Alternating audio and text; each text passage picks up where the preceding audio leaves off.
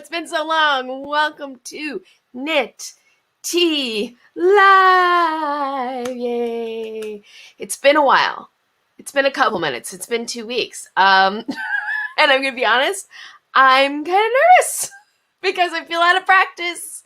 And I kind of threw together this week's hot topic, even though that's not, anyway, whatever. I kind of threw it together. And so I'm a little nervous this week. But I'm really glad to be back with all y'all. It's been 2 weeks. I have my coffee in my favorite Contigo mug. And as we get started, just going to do the quick run through. Please, first of all, say hi to the chat. Let me know you're here. I love to hear where you're coming from. Also, oh my God, I just blanked. If you haven't already, please be sure to give this video a thumbs up.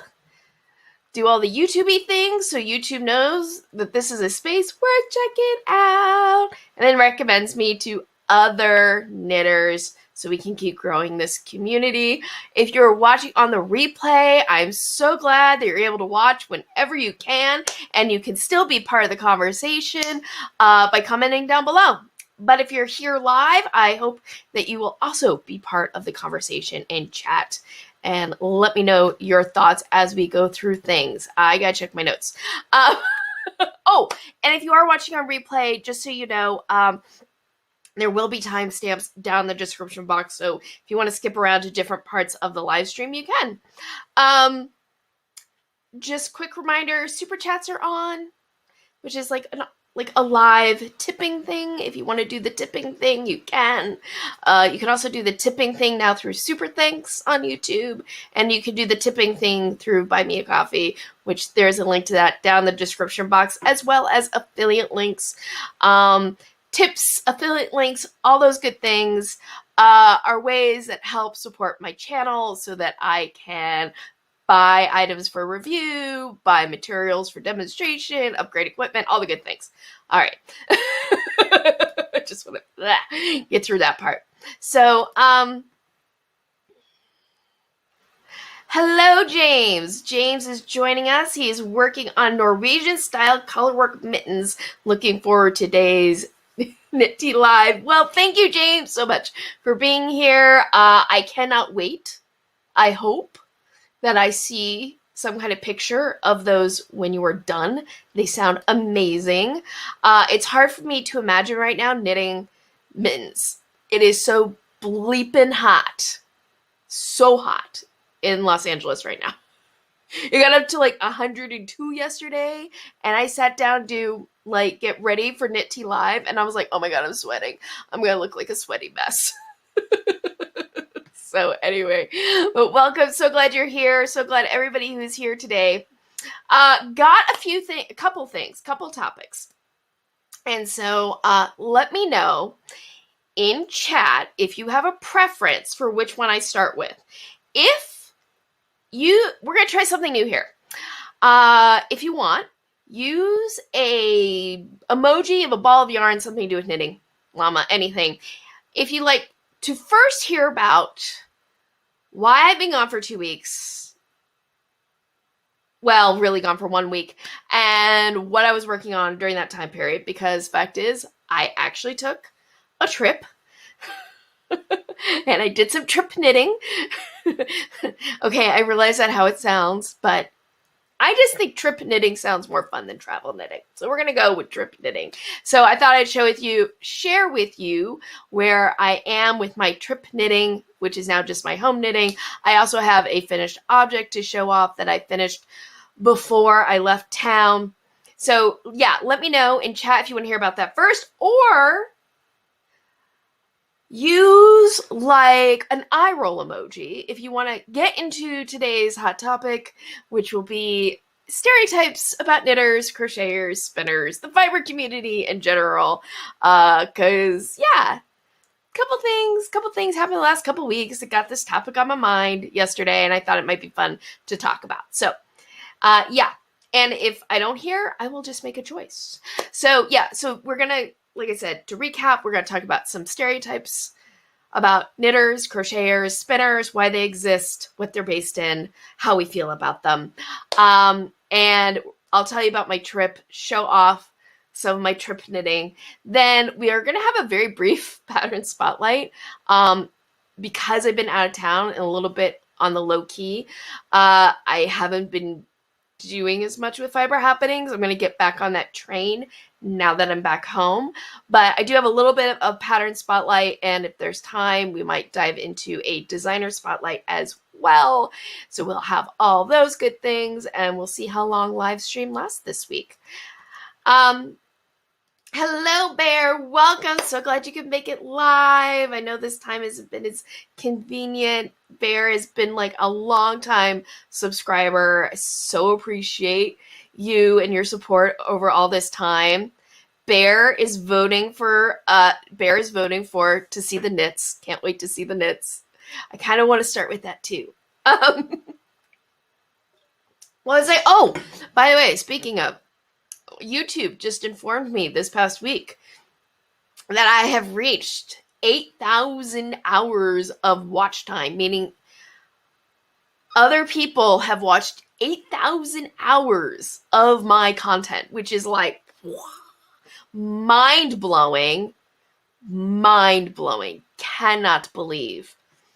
Like, that actually really does blow my mind. I'm like, what? How is that even possible? But it's possible, and it's all thanks to all of you who join me and watch my videos. And I've just had such nice comments lately on a couple of my videos that I've just been feeling very like, appreciative. I mean, I'm always appreciative, but I'm just very like especially grateful for the last few comments. It's like sometimes you go through periods where you're like, what am I doing? Why am I doing this? And then you get a couple of comments. They're like, oh, right, this is why. Because it is useful to people, and you enjoy being useful, and you love showing off what you do. So, I think we're going to start off with showing off what it is I've been doing. So, trip. Thank you, Bear. Thank you so much. Wow, yay, congrats to you. And so happy that so many are also learning from all your helpful videos. Well, thank you. Thank you so much.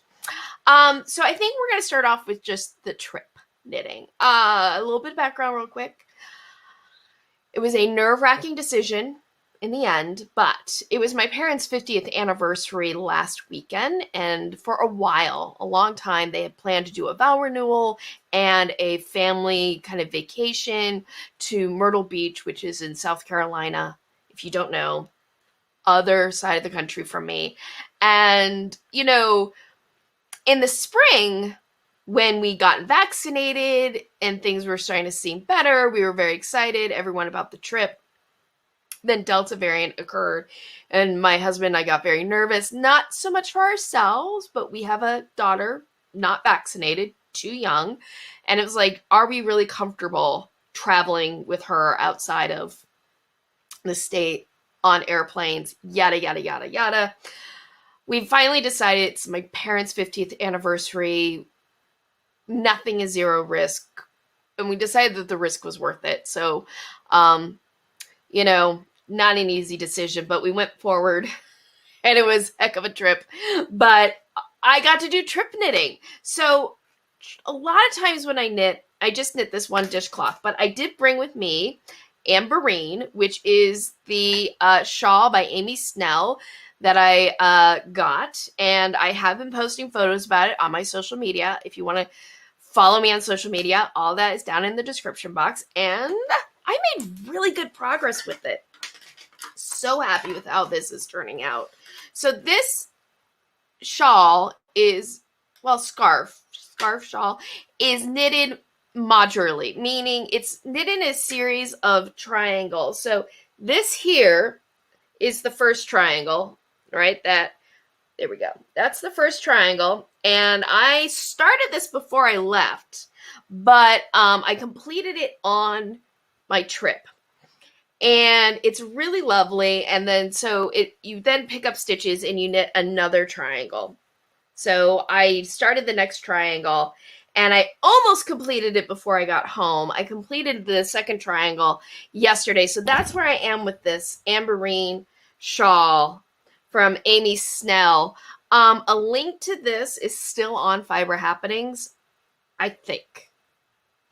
If not, I will leave a link to this pattern down the description box after the live stream is over if you're interested in it.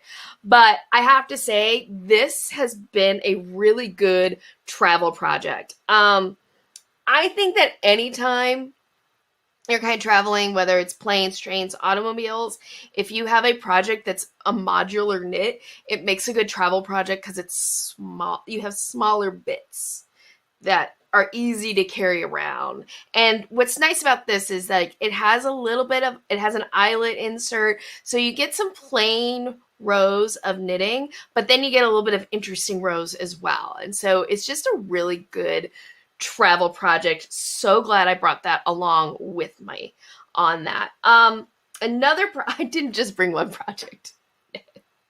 No, you don't know what you're gonna be in the mood for when you go out of town and you don't have all your stuff with you. You gotta believe let me ask you guys, how many, when you travel, if you can remember back to the before times when if you're not traveling currently, how many projects would you bring with you on a trip? I would bring at least 2 to 3, and I probably, depending on how long the trip was, like if it was just a little weekend trip, 1 project. If it's like a whole week, at least 2 to 3 projects. 2 projects started, and I probably would throw in enough yarn to start a 3rd project. But let me know. I want to hear from you. How many projects do you think is necessary to bring when you're on a trip? Because oh my God, it was so funny this. I on my flight home from Los Angeles, not from Los Angeles, I live in my flight home to Los Angeles. I was getting near the end of the first ball of yarn of this, and I was looking at it. I was like, I'm going to finish that ball of yarn before the flight lands. And I have a couple of balls in my carry-on that'll be up in the overhead. So I was like, quickly before they start boarding, I was like opening up my rollerboard, carry-on bag to like pull out a second ball of yarn because I did not want to get caught midway through the flight without a fresh ball of yarn. Because God knows what that would have been like, being in the middle of the aisle, opening up, my carry-on to get a ball of yarn out. But that's not the only project I brought. This is kind of a silly thing that I'm working on. That's not it. Where is it? Where'd it go? Oh, right here. This is a silly thing that I'm working on to test out these needles. A couple of weeks ago on my Instagram, I did a little IGTV live to show off some things that I bought at Michael's. And this was one of them. These are they're called ergonomic needles from Prym. Prym. I'm testing them out. These are plastic needles. They're triangle shaped, but here's the thing about them. They have a nylon covered steel cord like the Chiagu needle. So I've been testing these out. So, and I did a little test knit, a little swatch, and I was like, I really need to do a project. So I started, you guess what I started? I started fingerless gloves, but I wanted to see what they were like doing a little bit of lace knitting. So I've been knitting up, improvising this fingerless glove. So I brought this as well to test out. I'm going to be doing at some point a review. I don't think I'm going to do a full review on these needles. I think I'm going to do something a little bit different, which is a little bit of a favorites and fails type format where I just bring up a few different things and kind of like rank them, whether this was a favorite or it was a fail or something in between. So I think that's how this will get. I'll talk about these needles, but yes, I've been testing out these needles. I'll just say for now, it's been an interesting experience, but this is kind of just a lacy, fingerless, more of a wrist warmer that I'm kind of making up as I go along. So, let's just pause here and look at some comments. We're talking about how many projects we bring. James, I bring 1, usually a lace project, so I get a lot of yardage to enjoy while only having to bring 100 grams of yarn. Not too heavy, but doesn't take up too much room. Smart. Very, very smart. I hadn't thought about that before in terms of how to think about what projects to bring on a trip. But I can see how a lace would be good. Very smart. Bear, a couple of projects, but last few times I didn't get a real chance to work on them. Yep, that happens to me quite a bit, where sometimes I bring projects with me and the only time I work on them is during the actual travel portion, like in the car or on a plane. And then once I'm in my destination, I'm like not doing my knitting or my crocheting or whatever I brought. Samantha, welcome. Hi, all. In the past, I'd bring only one project, but I probably bring one knitting and one crochet in the future. Yep, give yourself some variety for sure. And then, oh, how are those tips on them? Okay, so what Bear is asking is about these needles have this very interesting tip right there, if you can see them. Prim calls them a hook tip, but it's a bulbous tip. It's very interesting. I don't want to give too much away. I'll just say that it's been surprising. The tips have been surprising. And I'll leave it at that because, you know, don't want to give it all away yet. Still assessing.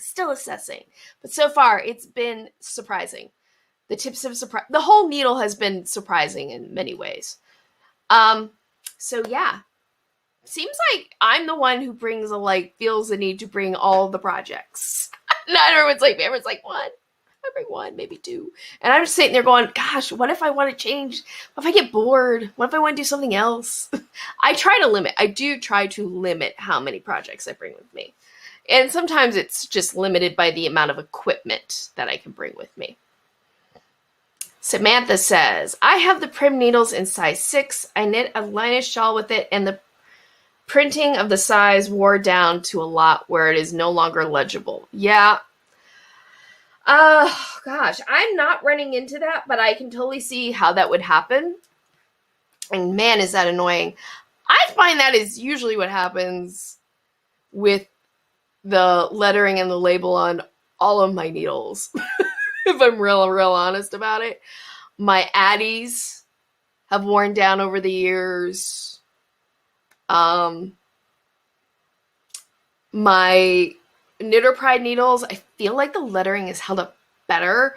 I very much rely on my needle gauges. Let's leave it at that. I pretty much have to rely on my needle gauges a lot for the sizing for needles, because my skin, first of all, I tend to work a lot with metal needles, but also my skin, I don't know if it's just acidic, my body chemistry, or what, but I just wear that stuff off.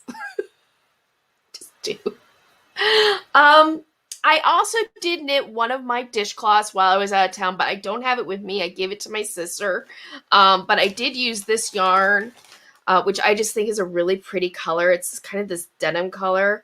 And I want to knit another one. Well, I always knit these dishcloths. It's like my go-to. I don't know what else to do. I'll just knit this. But this is a really pretty color. Really pretty color. Oh, thank gosh, Karina. Thank you. Hello, welcome to the live stream, Karina. I always pack about 3 projects, socks, an easy garter stitch one, and one lace or something that's a bit more intricate. Yes, that is kind of my thought process as well. I did bring my sock project that you guys are probably bored of and going, wait, you still haven't finished that? Yeah, still have not finished the second sock. I was very close to finishing. Actually, I finished the heel turn on this sock, realized I made a mistake, so I ripped it out and I'm sorry, not the heel turn. I started the gusset, decreasing on the gusset. I was all done with it and realized I made a mistake, so I ripped out the whole thing. So yes, I am still working on this project. I did bring it with me on my trip. I did not get much done with it. I will finish this sock before the end of the year. Heart, I promise. I will finish this. I want to finish it. I'm really enjoying it. But it's taking way longer than I thought it would. James. My crochet hooks, Clover, have the sizes engraved in the handles. Interesting that knitting needles don't do that. I think some wooden needles do. I don't...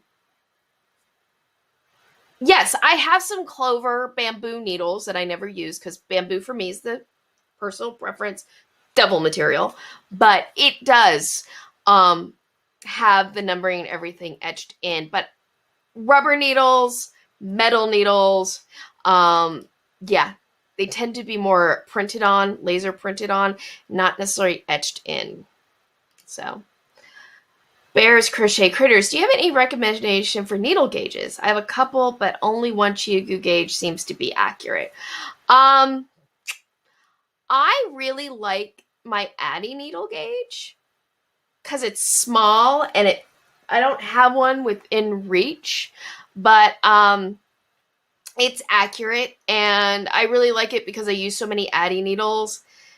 That the thing with Addy, their conversion of millimeter to US sizes in the sock needle sizes are a little different than what you usually see. Like they call their 1.25 a 0, and I can't remember all the exact numbers, but I really like my Addy gauge. It's small, it fits in my anything, it's compact, and I find it to be very accurate. It's, it's a German company, so you would expect their measurements to be very accurate. So, other than that, that's the only needle gauge I have anymore. I'll just pull this one over because it's sitting on my shelf. I mean, I have the old Susan Bates gauge, and it always worked fine in terms of a needle gauge. This thing is so warped. Look at that. Look how warped that is. But yeah. So those were all my knitting projects that I brought on my trip. But before I finish, I do have a finished object to show off. I'm very excited about this. My last video, I was knitting a hat when I was showing off the traveling loop technique, and I finished it. And I mean, like, not just cast it off, I actually immediately wove in the end. So it's practically finished. I just have to wash it and give a block. But this is the finished hat. And I am so in love with this project. I could totally see myself making this again. I loved it so much. And the thing about this hat is really, it's kind of, you don't need a pattern for this hat because I started off with doing a garter strip that I knitted flat. All right, so this is garter stitch. I knitted it flat and I knitted it to fit my head, and then I grafted the two ends in the round. I grafted the two ends together right there. That's where the graft is. I used the Finchley graft to do this. And then I picked up stitches along the edge, and I just love a Latvian braid. I love a Latvian braid so much. And it's kind of fun to do. It's a little tedious because it involves a Latvian braid. That's this. It's a 2-color technique, and you purl. When doing it in the round, you purl to create these floats, and you twist the 2 yarns in between each stitch to create this braid. I should do a video on it. There are a lot of videos on it, but it's a really fun technique. And then the stripes, I did Fibonacci stripes, meaning each stripe is the number of rows are determined by a Fibonacci number. I went I think my widest is this one, which is 8 rows. So yeah, I did at least 2 in each color. And yeah, and then the end. But it's just a slouchy beanie. Very perfect, obviously, for the very hot weather that I'm complaining about, but I'm in love with this project. I can totally see myself working this up again. And it worked up super fast because I worked it in a chunky single ply yarn. So love this. So thrilled. And it really was just a last minute decision to make this because I was like, oh, I want to do a video on traveling loop. I really need a hat. What's something I can cast on quickly? And this was the result. So I'm very proud of this. I love this hat. So, okay. Thank you so much, Karina. Karina just says, I really like that hat. Nice. Thank you. And maybe I'll just write up some quick directions because it's not a real pattern. This is something you could do without a gauge, basically. It's a way to knit up a hat without using any kind of gauge. Or needing to knit up a gauge swatch, I should say. Karina, I prefer metal needle gauges because the plastic ones can get smushed to make the holes too big. Smart with some wooden ones. Oh, okay. Yeah. I found that Addie gauge is plastic, but it's a hard plastic. So I don't think it would get squished to change the numbers. It's a very hard plastic, like it would break. Yeah, the metal gauge, I mean, it's fine. But I'll tell you the gauges that are ridiculous. The gauges that are ridiculous are the paper ones. Have you seen those? Am I the only one? Like, sometimes you'll see them where it's like this paper gauge and paper ruler. And it's like, no, get yourself a real gauge, honey. Like, anyway. All right, so oh, wow. We're 30 minutes into this already. I talked more about my travel knits than I really expected. Or I'm sorry, my trip knits. So, knitting stereotypes. So, how this all came up. Let me just first make sure I have things set up on my computer the way that I want them. Okay. I would play the video, but I don't think the video is going to play the way I have this set up. So I will just show you the tweet. And it's this one. This one. There we go. Okay. So Patty Lyons a few weeks ago tweeted out, so at Seth Meyers has clearly never met a knitter. Love you, Seth, but you don't know what the F you're talking about. So there we go. The reason Patty Lyons sent this out, and again, I would try to show the video, but I don't think the audio is going to come through, so I'll just describe it. Seth Meyers does, I think it's just on YouTube, but these corrections, right?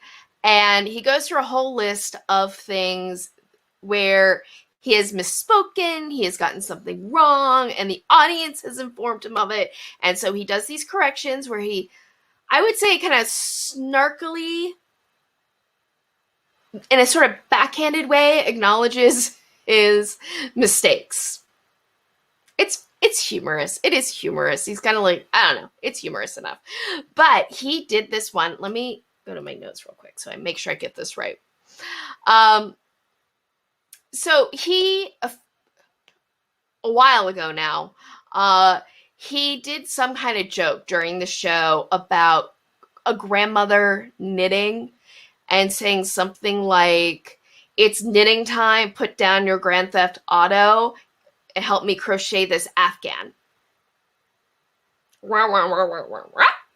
Knitting grandmother, crochet Afghan. Clearly there were several mistakes made. Clearly, Mr. Meyers does not know much about the fiber arts. And that's, not necessarily a problem. Many people don't know about it. But the thing about it is he got a lot of backlash. And one person wrote him and basically explained what he got wrong, but started with an F-bomb, like, what the F? I'm not going to swear, even though I do swear like a sailor. And Seth Meyers was like, well, that doesn't fit with my stereotypes of knitters, and he just got, well, he didn't say it, right? But he's like, oh, knitters swear? And you just know that what he thinks of when he thinks about knitters is this, right? This is it, right? The stereotypical knitter. The old woman wearing a brooch, of course, knitting away. This painting, by the way, is from like the early 19th century, late 1800s, early 1900s, something like that. So this is what many people think of when they think of knitters. To this day. I mean, let me ask you, if you're of a certain age, as I am, is this how you imagine grandmothers and grandparents? My mom has been a grandmother for a while now. This is not how I envision her. but still, people, when they think of knitters, they think of the grandmother wearing a cameo, you know, painstakingly working on her knitting, and somehow that is just hilarious. Like, and the thing about this stereotype about knitters, basically being old women, is it's based in both sexism and ageism, because clearly anything that a woman does isn't of value, and clearly anything an old woman does must be terrible and of no value. Like, and it's like, where did this stereotype come from? But where did this stereotype come from? I have no idea. I have not had time to research it. I've just started thinking about this the last couple of days.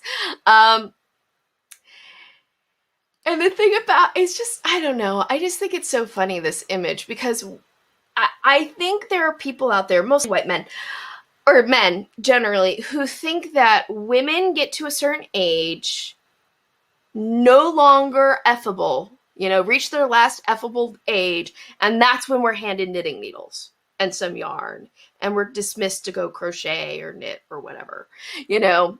Not realizing that, in fact, the knitting community, the crochet community, the spinning community, the whole fiber arts community, we are a vibrant group of people, diverse, made up of all ages, and all ages are vibrant and diverse and opinionated. And it's like, how is it after sorry, my husband's texting me while I'm live streaming. It's like, honey, I'm live streaming. Anyway, how is it after the Olympics, when we had Mr. Tom Daly knitting, that we still have men, late night talk show hosts, going on and on, making stale jokes about grandma's knitting? And they're stale. It's a stale joke. Let's be honest. It's just a stale joke. Like, it's like, while you're at it, why don't you make some jokes about women always going to the bathroom together in pairs? Like, haven't we told those jokes already? If you're going to make jokes about knitters, maybe freshen up your act a little bit. Just a critique. But the fact of the matter is, knitters tend, I think, I wouldn't say most, I would think a lot of knitters, going way back, are probably younger, hotter, and even older and hotter than a lot of people acknowledge. Because that's the thing about talking about this stereotype. I don't necessarily want to fall into ageism, going, look, we're young and we're cool, okay? Although lots of young, cool people knit. But anyway, I don't know. What do you think about this? Why do you think that there's still this persistent stereotype about knitters just being old grandmas? I'd love to hear about it from you, what your thoughts are on it. Oh, and in terms of knitters and swearing, yes, we swear. There's a whole subgenre of just, offensive things done in knit and crochet and needlepoint, and it's very subversive and fun. Other stereotype this is the stereotype that really confuses me, right? Which is that knitting is just this incredibly slow, boring craft that people do, right? And the reason this came up was when I was looking at the Seth Meyers thing, that led me to Stephen Colbert a couple of years ago in 2019 discussing the Ravelry ban on MAGA. No, we are not discussing that and debating it. Like, no, that's what he was bringing up. That's why it's coming up. But in him talking about knitters, the thing was, there was one part where he said knitters were quick to respond, quick to react to Ravelry banning MAGA from the site. And he says, that's really surprising for a community that they would act quickly when they take 7 months to knit a lumpy baby bonnet. What? I mean, hand knitting is a craft. Obviously, is never going to be done as quickly as a machine can knit. Like, we're only human. But it's like, why is there this thing about like knitting? It's so slow. It must be so boring and therefore have no value. Like, that's what it kind of keeps coming back to. It has no value. In fact, Stephen Colbert in his bit towards the end goes on this whole thing about how you go knitters, you know, you keep knitting your, what did he call them? He's like, your long socks that don't fit. He goes down this whole screen. I'll have links to this video down in the description box if you want to watch it, and I would show it to you, but it's just not going to work with my setup, and I'm sorry for that. But he has this whole thing where he's basically making fun of knitters for making things that are scratchy, that don't fit, that are uncomfortable, and that we start knitting Christmas presents in like February. And it's like, if you've ever been part of the knitting community, you know that conversation doesn't start until June. Okay? Okay. But the point just being like, what? I mean, it's so dismissive of what knitters and crocheters make, like really mean, to the point that I wanted to go up to Stephen Colbert, or who wrote it, or whoever wrote it, because maybe he didn't write that monologue. Maybe one of his writers wrote it. Whomever wrote it. I want to go up to them and just be like, can you show me on the ball band where the knitter hurt you? Because clearly you have a knitter in your life that you hold deep resentment towards. Because, like, wow, do you hate hand knitting? And the reason it was very dismissive, it was very insulting. But the other thing about it was, like, that got me thinking was, like, if he were talking about men, like, say, a carpenter, spending months to make a beautiful coffee table, we would just be admiring his work. But women spend a large amount of time lovingly making a handcrafted item. It must have no value. Must have no value.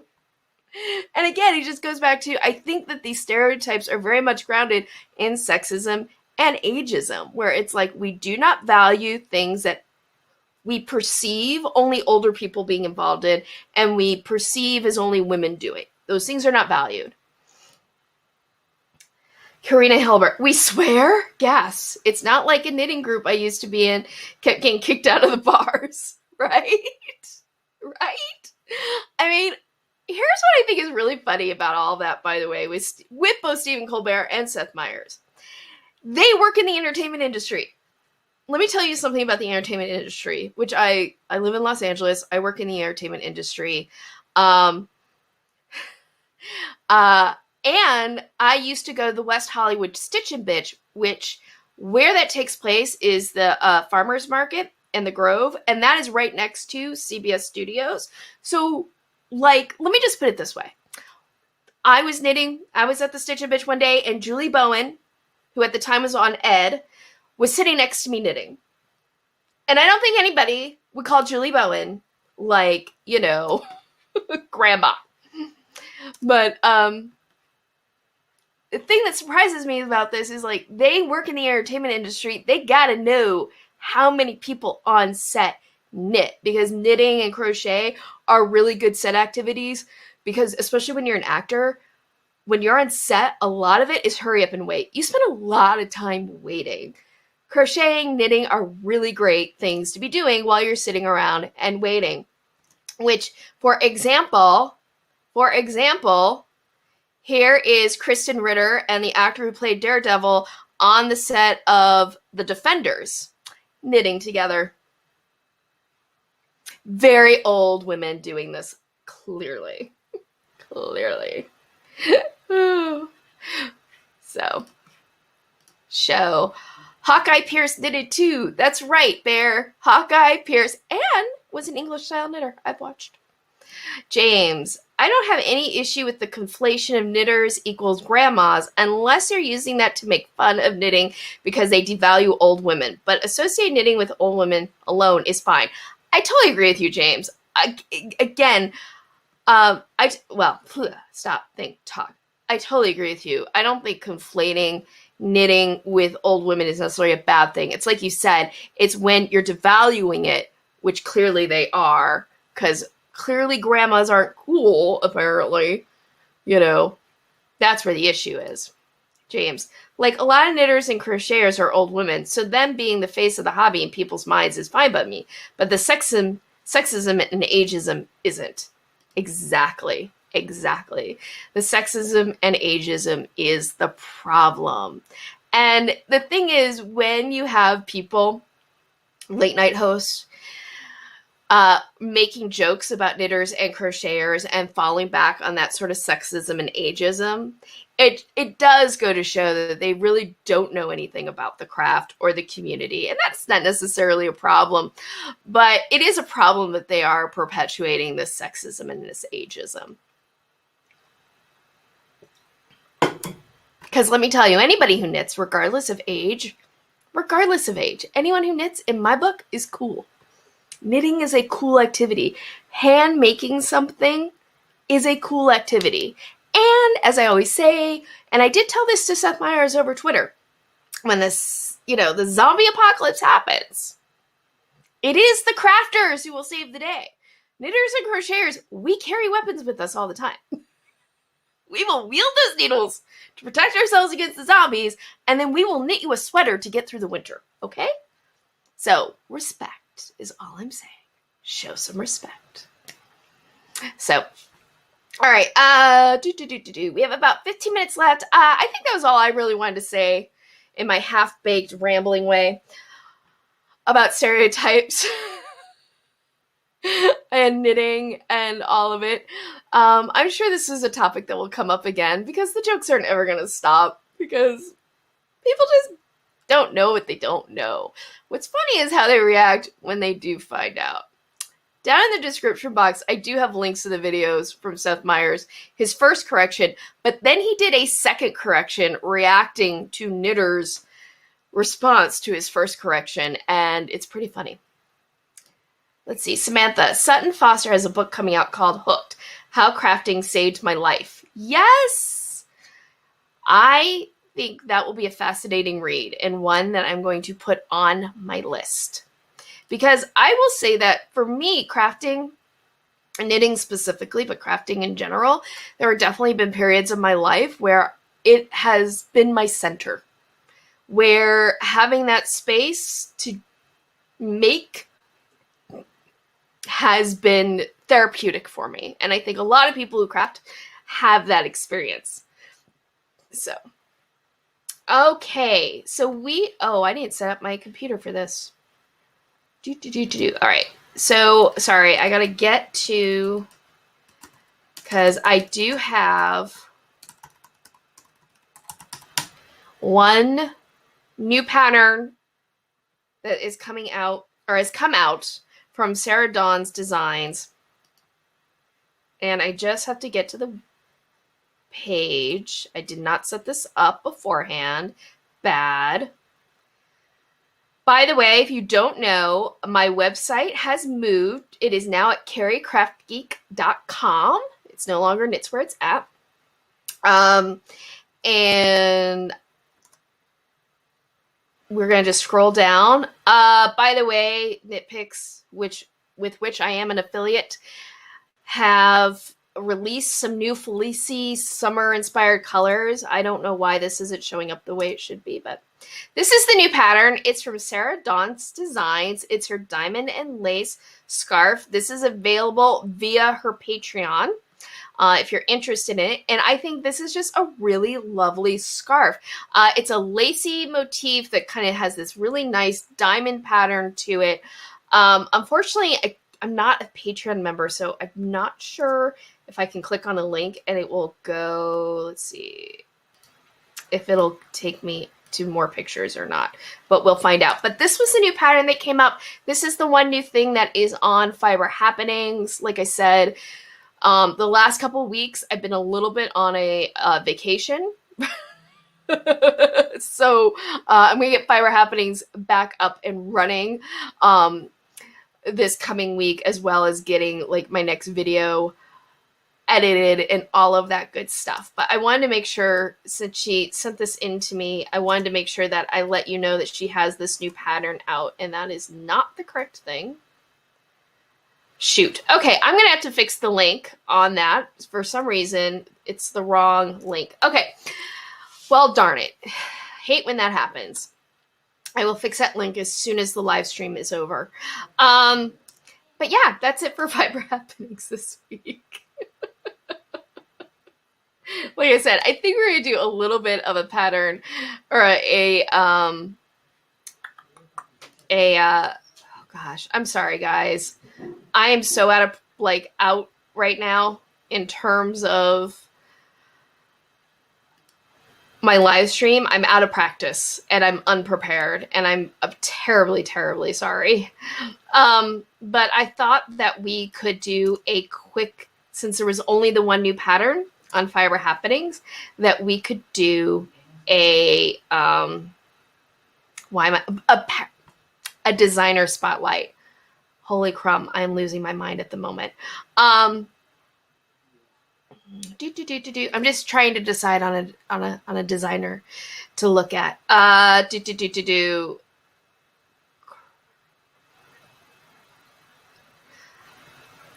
Oh, that's so tired. Okay. I'm so tired is what I'm saying. You know what? Let's take a look. I know we've looked at her before, but let's go ahead and take a look at Louise Tilbrook. She is a designer from the UK. She's lovely. We're kind of mutual follows on Twitter. And she has a lot of lovely designs. And one of the things I really like about her designs, at least in pictures, is her work has an approachability to it while still being interesting. So, for example, here's her January cowl, which I really liked a lot when I saw this come out. And it's a cowl, and it's this textured stitch pattern. And it's lovely, and it looks interesting, and it's one of the things that I really love about knitting in general, and crochet as well, which is that these are crafts where through some relatively simple techniques, you can get really stunning results that look far more complicated than what they are. And I feel like Louise Tilbrook's whole aesthetic tends to just have this very calming effect. Like, all of her knits look very relaxing to me. Like, every time I look at one of her projects, I'm like, well, that looks like it would be a relaxing knit. This is her socially distant sock that she created when lockdowns and everything started last year. And this involves a slip stitch technique that, again, creates this really lovely texture along the foot. And it's something that looks like it would be really complicated, but in fact, it's not.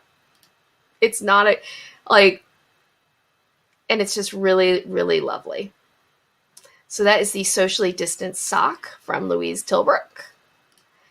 If you want to know, you can find Louise Tilbrook. She is on the Fiber Indie list, which I'm still in the process of getting all of the listings moved over to the new site. It's taken me longer than I anticipated, but at Carrie, CraftGeek.com, you can click on the Fiber Indie list, and there are all these designers who sell their work on off Ravelry platforms. So, and she is on the directory. So this, let's see. Oh, the mitered squared basics.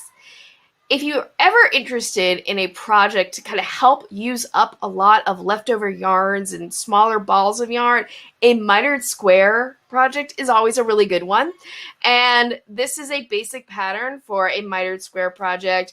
And, you know, this is pretty, if you've never ever knitted one before, mitered squares are kind of fun. They are really kind of fun to work with.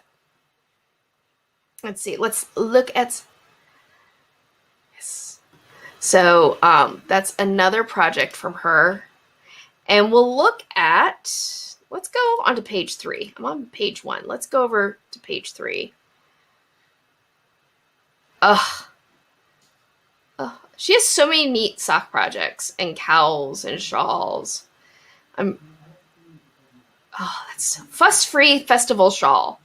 I mean, this is what I like about Louise Tilbrook's work, is I feel like so much of her stuff is fuss-free. This is designed to be the perfect shawl for festival knitting. Knit and garter stitch throughout the shawl starts with a 3-stitch cast on and grows sideways on the bias with a very easy to remember 2-row repeat. I mean, it's lovely, and it's kind of fun, I think, knitting shawls that start with a small number of stitches and then grows out and then comes back in again, which this shawl does. Those are some of my favorite shawls, actually, to kind of work on. In fact, the Amberine shawl that I'm working on from Amy Snell works sort of like that as well, where you start off with some small stitches and then you grow and then you have a lot of stitches and you come back to a smaller point. And I don't know, I think it's fun. And I think that sometimes with shawls, if you're just knitting one row length the entire time, it can become a little tedious. But when like the stitch count changes, I don't know, I think it's fun. I think it's fun. So those are some of the work of Louise Tilbrook in Pattern Spotlight and a little bit of an impromptu designer spotlight. My apologies for not being more prepared. I'm out of practice. Thank you for bearing with me. Okay, so I think we're going to start wrapping things up. So what is coming up in the next week? So my next video, unless I change my mind tomorrow when I start editing it, my next video is going to be kind of a fun, chattier video, a little bit of a kind of get to know me sort of thing, a little less tutorial, although I'm speaking code, but I'm doing a video where I'm going to be answering basically like 20 or more questions for knitters. So that's going to be my next video, a little bit of fun. And then, of course, I'm planning to have Knit Tea Live again next week. I want to get back on doing that on the weekly now that my traveling is over, and my traveling is over for a while. Let me just say, I do not want to travel. I don't want to get on a plane again until my daughter is vaccinated. Like, that was nerve-wracking. Nerve-wracking.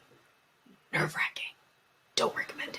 Anyway, so yeah, that's what's coming up. I think we're going to just end the live stream a little bit early this week because I really am a little bit about things to say. I'm sorry. Oh my gosh. So yes, if you have not already, please give this video a thumbs up. I hope you enjoyed it. If you're watching on replay, again, you can always be part of the conversation about commenting down below. I do read comments. I do respond to comments and questions. Down in the description box, once again, if you would like to leave a little monetary thank you, you can. Through a super thanks or through a super chat. There's still time. Or you can buy me a coffee. Or if you're planning to do a little bit of shopping anyway, you can click on one of my affiliate links. And then you get a little bit of shopping. I earn a small commission. And we both win. And these tips and commissions all get reinvested back into my channel so that I can keep trying to make the best possible content that I can for you and help grow this community. Yeah, it's like crazy. I think in November, I'll have been posting videos for 2 years. Wow. Sorry, that just blew my mind. I didn't realize I've been doing this for so long. Okay, so I think, did I get all my plugs in? I'm sorry I have to do all these plugs, but it's kind of part of the game.